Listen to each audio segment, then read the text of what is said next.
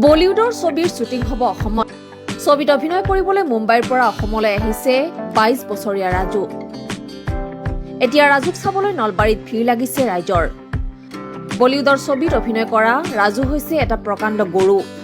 ৰাষ্ট্ৰীয় ঘাইপথৰ কাষতেই ৰখাই যোৱা ৰাজুক চাবলৈ ৰৈছে প্ৰতিজন বাটৰুৱা। সকলোৱে নিজৰ মোবাইলত আবদ্ধ কৰিছে বলিউডৰ ছবিত অভিনয় কৰা ৰাজুক। নলবাৰীৰ বৰজাৰত জিৰণিৰ বাবে ৰোৱা ৰাজুৱে একান্ত মনে খাইছে। তাৰ মাজতেই বিভিন্নজনে লৈছে ৰাজুৰ ফটো।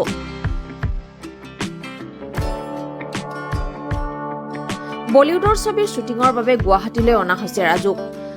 আগে পাছে এই ধৰণৰ গৰু বলিউডৰ ছবিতহে দেখিছিল। এতিয়া নিজ চকুৰে এই ধৰণৰ গৰু দেখি আনন্দিত সকলো।